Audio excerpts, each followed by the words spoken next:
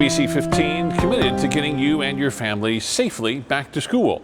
A big part of that is making sure you have the tools and resources needed to start remote learning, something that's becoming a big challenge for many in our state.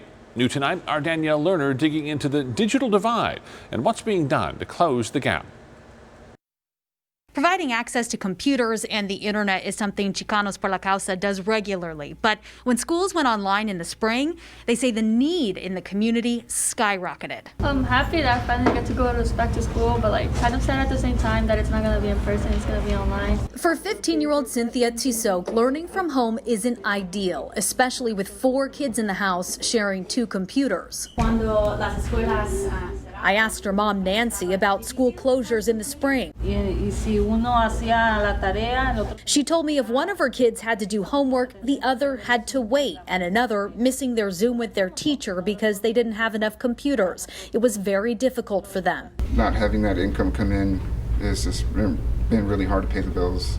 Eddie Roa's 2 daughters share one device at home and spotty internet, his family trying to stay afloat. Just last month, Chicanos por la Causa, or CPLC, helped with their APS bill. For many kids, school just stopped, back in March. Veronica Carrillo works in donor relations for CPLC. The organization's community center serves students from Carl T. Hayden High School, the Murphy and Isaac school districts, where as many as 94% of families qualify for free or reduced lunch. She says the pandemic is only widening the digital divide. This has been a problem that has exacerbated and created disparities in education for quite a long time. A recent report from Common Sense Media found more than 220,000 students in Arizona, or 19%, don't have devices at home for distance learning. More than 335,000 students, or 29%, lack adequate access to the internet.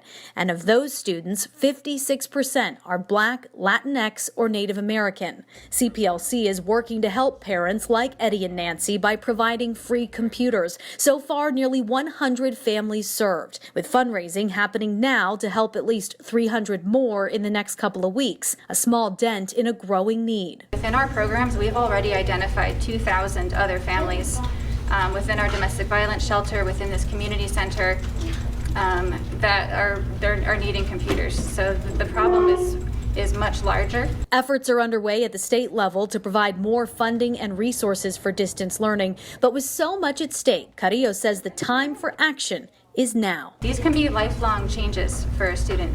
Things that are happening right now can make a difference in the long term for them. In Phoenix, Danielle Lerner, ABC 15, Arizona.